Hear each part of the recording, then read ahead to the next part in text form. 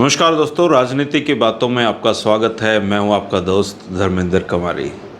दोस्तों, चौधरी भजनलाल के बारे में हरियाणा में इतनी कहानियां प्रचलित हैं कि अगर आप उन पर वीडियो बनाए जाएं या उनको आप एक जगह पे संकलित करने की कोशिश करें तो वो पूरी किताब बन सकती है या पूरी फिल्म बन सकती है।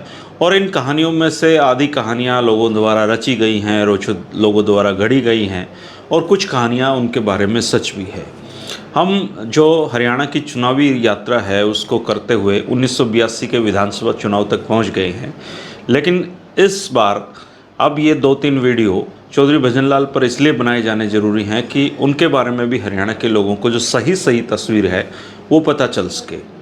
चौधरी भजनलाल की जो छवि है वो जानबूझकर कुछ लोगों द्वारा ऐसी घड़ी गई कि उनको केवल छल प्रपंच करने वाले राजनेता के रूप में दिखाया गया, या उनको चौधरी देवीलाल के दुश्मन के रूप में दिखाया गया, या चौधरी बंसीलाल के दुश्मन के रूप में दिखाया गया। लेकिन अगर आप राजनीति को गहराई से अध्ययन करें, राजनीति को गहराई से देखें, या राजनीति के विद्यार्थी होने के नाते हम चीज़ों को समझना शुरू करते हैं, तो राजनीति में जो चीज़ चौधरी भजनलाल के समय में हुई या चौधरी भजनलाल ने जिन लोगों के साथ उनकी प्रतिद्वंदता थी उनके साथ की, वो राजनीति का एक अंग है।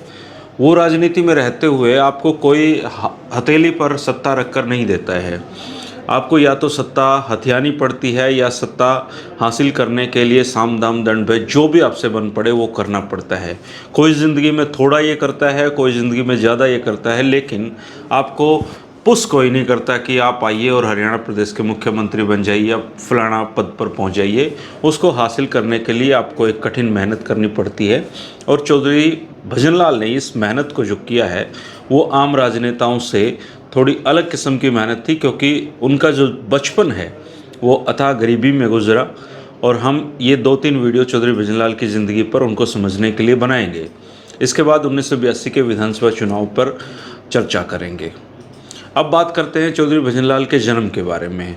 देश के विभाजन के समय भजनलाल जी का जन्म पाकिस्तान क्षेत्र में, जब भारत का विभाजन नहीं हुआ था, वो एक वहाँ पर रियासत है बहवालपुर, और उसमें गांव है कोरीवाली, वहाँ पर हुआ था। एक बहुत ही साधारण और जिसको आप निर्धन भी कह सकते हैं, वो उस तरह का परिवार उनका था।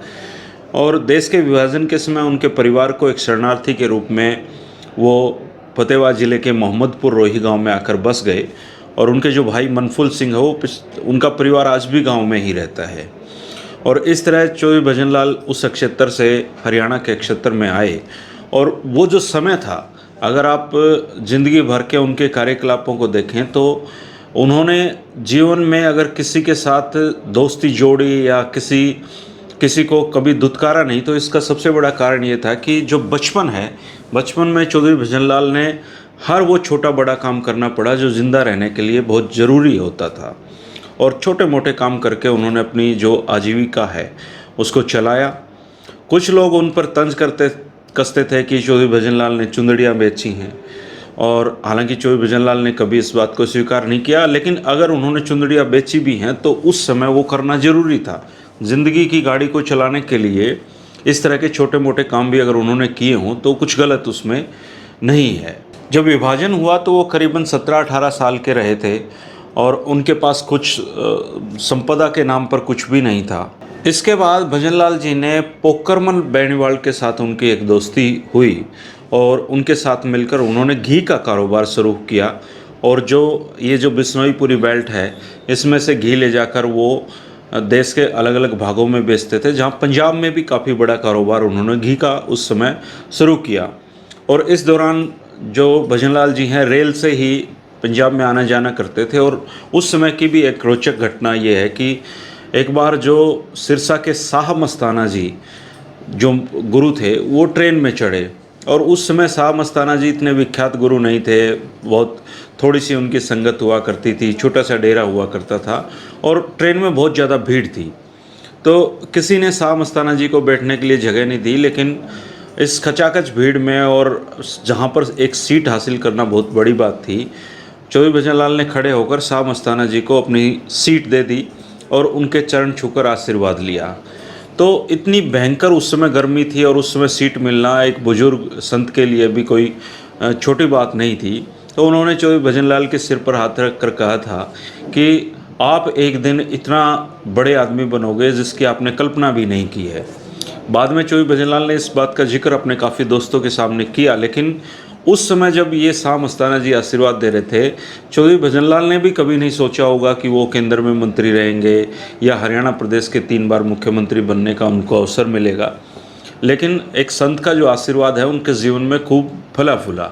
जो आदमपुर की अनाज मंडी है उसमें पोकरमल भजनलाल जो फर्म चौधरी भजनलाल ने खोली थी, वो आज भी एग्जिस्ट करती है, आज भी वो कारोबार करती है वो फर्म। और 1956 में भजनलाल जी ने चने का व्यापार शुरू किया। चने का जो ये व्यापार था, उन्होंने आदमपुर के पूर्व सरपंच थे बेगराज गुप्ता, उनके साथ मिलकर शुरू किया था और इस कारोबार में भी उन्होंने अच्छी खासी तरक्की की। जहाँ तक उनके घी की बात है, इस घी का जो स्वाद है वो आम कार्यकर्ताओं से लेकर देश के नामचीन राजनेताओं ने चखा। और चौधरी भजनलाल जब केंद्र के किसी बड़े नेता से मिलने जाते थे तो उनके साथ घी के पीपे जरूर होते थे और इस घी पर चौधरी भजनलाल ने हमेशा नाज किया।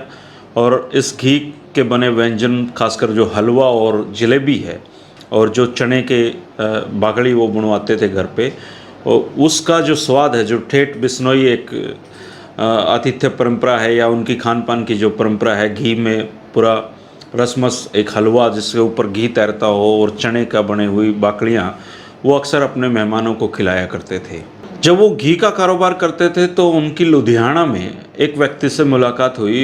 लुधियाना के केसरगंज स्थित धर्मपाल गर्ग से उनकी इस घी के कारोबार के सिलसिले में ही मुलाकात हुई और इस मुलाकात ने जो राजनीति में उनके आने की जो दिशा है उसको खोलने का काम किया। धर्मपाल गर्ग उस समय कालका क्षेत्र से विधायक थे और कारोबार भी वो साथ में कर रहे थे और वो पंजाब जो फूड ग्रेन एसोसिएशन है उसके जो अध्यक्ष थे किशोरीलाल, उसके दामाद धर्मपाल गर्ग थे, जिनके काफ़ी अच्छे रसूख उस समय कारोबारियों में हुआ करते थे। अगर बात राजनीति की जाए तो उन्होंने सबसे पहले ग्राम जो अपनी पंचायत है उसके पंच बनकर राजनीति का क्षेत्र में पदार्पण किया।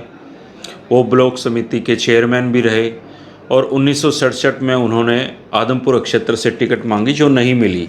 इस टिकट नहीं मिलने और फिर 1968 में जो टिकट मिलने हैं का जो काम था, या जो भजनलाल को जो पहली बार टिकट मिली, उसके पीछे भी एक कहानी है जो उनके एक बहुत पुराने मित्र और जो अब दिवंगत हो चुके हैं पंडित रामजी लाल जी, जो आर्यनगर के रहने वाले थे, उन्होंने अपने एक संस्मरण में उसका जिक्र करते हुए बताया है कि जब चौधरी भजनलाल ने आदमपुर क्षेत्र से टिकट मांगी तो उस समय जो कांग्रेस थी उस पर डाबड़ा परिवार का बड़ा वर्चस्व था और टिकट हरिराम डाबड़ा को कांग्रेस ने दी थी। उनको फतेहाबाद से टिकट ऑफर की गई जो उन्होंने मना कर दी, लेकिन जब टिकट आदमपुर की नहीं मिली तो हरिराम डाबड़ा जी ने उन पर तंज कसते हुए कहा कि कांग्रेस की टिकट इस तरह नहीं मिला करती। तो चौधरी भजनलाल ने उनको कहा कि टिकट का जो रास्ता है वो अब मैंने देख लिया है और अगली टिकट मैं आपको लेकर दिखा दूंगा।